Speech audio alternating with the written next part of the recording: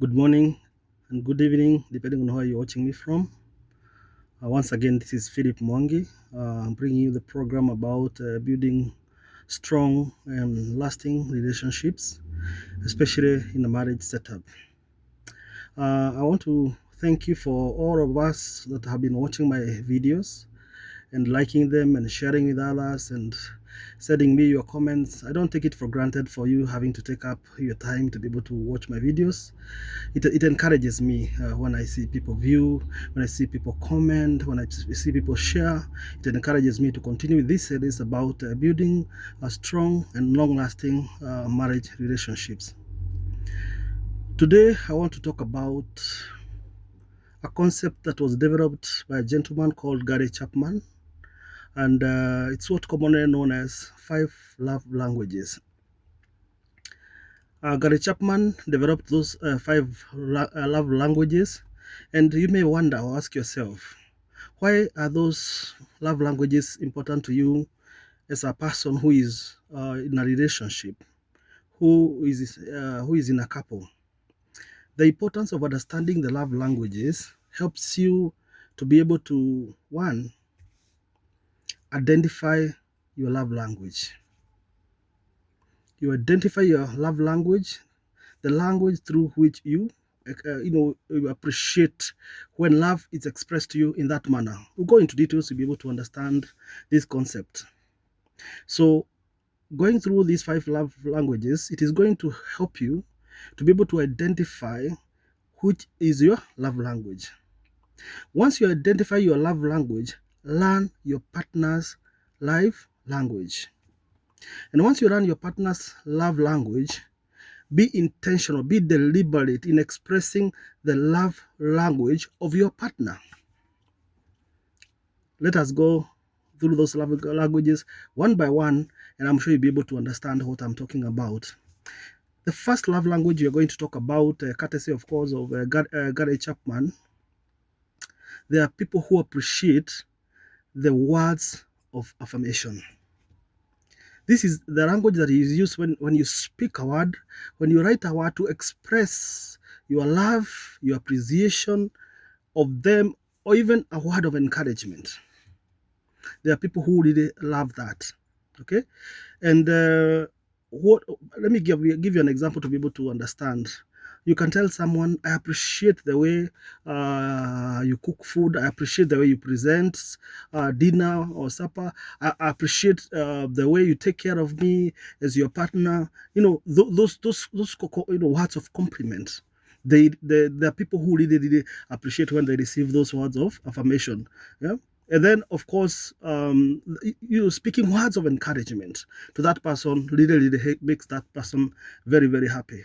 And what matters to them, those people that like receiving love through words of affirmation, what matters to them is when you're speaking to them those words of encouragement.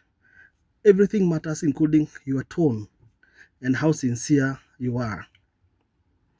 But again, the same people who receive love in the form of language of words of affirmation, what may hurt them is when you criticize them or you over criticize them, or when you speak to them in a harsh manner or in a dismissive language. That really hurts people who appreciate words of affirmation. So if your partner loves words of affirmation, please do not over criticize him or over criticize her. Do not speak harsh words to them. Do not be dismissive in your language. Keep encouraging them. Keep telling them how you appreciate them, how you appreciate how they do their things, how they look. And my friend, your relationship is going to be very strong and last very, very, very for a long time to come, as long as your partner's love language is words of affirmation. The second one I want to talk about is acts of service. Acts of service. That is also another love language, courtesy of Gary Chapman. And in this particular case, the love is expressed through helpful actions rather than words. So these are people who do not necessarily value the words, but they value acts of service. What do I mean? For example, when you cook a meal for such a person, when you help them with the work that they are doing, when you run errands on their behalf, then they become very, very happy. And if your partner is like that, then what matters to them most is, first of all, the willingness to be able to support them. The willingness to support them and the effort that you're putting in and doing things for them without them asking you to do that. They really, really appreciate those that value the acts of service. And the people in this particular category, what may hurt them is, for example, when you make promises and you don't keep those promises to them. It really discourages them, and they end up feeling unsupported. Or you're lazy, you said you're going to do something. Yes, you're still going to do it, but you're doing it lazily. Your heart is not there, you're not committed. That really will make them feel unsupported. The third love language I'm going to talk about is the language of receiving gifts. This is not about materialism, don't take me wrongly. It's not about materialism. It's about, it doesn't even matter the value of that particular gift that you're giving. It is the thoughtfulness that goes with that gift that you're giving them. Or there's a symbolism. Okay, examples are, for example, when you bring a meaningful present, a present that aligns with, for example, the season that person is in, or something like that, or bringing something small, when you travel without even having informed them, you just surprise them. And then, of course, celebrating special occasions. Yes, there are people who love that language, the language of receiving gifts. And people in this category, what matters most for them is that the thought behind the gift, not the value of the gift. It is the thought behind the gift. And of course, they feel elated when you bring them a gift, because they feel, I've been remembered and I'm valued in this relationship. And this, for people in this category, what may hurt them is when you forget important occasions. When you forget their birthday, my brothers, when you forget important occasions, your wedding anniversary, my brothers, wives, don't forget. That may really discourage them. The fourth love language I'm going to talk about, there are people who value spending quality time. And the people who value spending quality time, it's not just sitting together as you scroll through your TikTok or Facebook or YouTube. It is, sitting with that person, staying with that person, and giving them undivided attention. And you allow them to share experiences. Then you have meaningful heart-to-heart conversations with them, and going out on dates. People in this category, they value going out on dates even when you're married. And they're also spending time together, without distractions. There's some conversation you cannot have at home. So sometimes you take them out, and they'll be very happy when you're having heart-to-heart talk, just the two of you. People in this category really value that love language of quality time. And what matters most to them is, of course, being fully present, not just being there and then you are dozing off or you are in your own world. Being fully present and also listening, and not just listening, but engaging.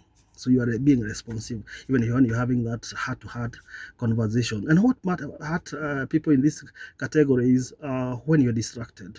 Maybe they want to engage you, they want to speak to you, but you're busy scrolling through your phone, you're busy watching the TV, you're making a comment that is totally unrelated to the conversation you're having with them.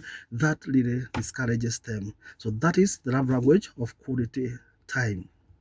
The final love language you're going to talk about is physical touch. There are people who value physical touch. Love is communicated through appropriate physical closeness. What do I mean? For example, holding hands. There are people who value holding of hands. There are people who value hugs. Wow. When you give them a hug, they feel like they're out of this world. Even if they were in a bad mood, they lighten up. People who value physical touch. And also sitting together, not just across the room. You sit together in the same seat, you sit closely. They value that touch. And what matters most to these people in this category is, of course, being consistent. You don't do this just once a year, once a month. You have to be consistent, okay? And again, it has to be an affectionate touch, not just touching like you're touching a piece of timber. It has to be an affectionate touch. People in this category value that. And of course, they value feeling physically connected. And what may hurt people in this category is the lack of affection. Yeah, be touching someone just out of a sense of duty because you understand their love language, but that lack of affection is going to create a physical distance, and of course they feel rejected. So be careful when your partner values the love language of physical touch, because lack of affection is going to discourage them, and that physical distance or rejection is going to really hurt them and discourage them. In most cases, we find that each and every person has a primary love language that they like receiving their love with. But like I said from the beginning, the most important thing, as much as you've learned your love language and you can be able to guide your partner and have this conversation, say, by the way, my partner, my love language is, for example, words of affirmation, acts of service, receiving of gifts, quality time, or physical touch. What you can help them to be able to express their love to you by disclosing to them if they don't know your love language. But for them, once you discover, or once you discuss and they disclose to you that this is their love language, this is how they prefer to receive their love, my brother, my sister, please make an effort. Be deliberate, be intentional in expressing your love to them using the love language that they appreciate. And your relationship is going to be strong and it's going to last for a long time. For example, let me give you an example. For example, if one partner maybe values acts of service and they feel loved when helped, and the other one, use of words of affection, they value compliments. So my brother, my sister, let me encourage you to identify your love language, learn your partner's love language, and be intentional and deliberate in expressing love to your partner in the love language that they appreciate. Until next time, my name is Philip Mwangi, working and walking with you to build strong and long-lasting marriage relationships. Until our next video, thank you so much for your time.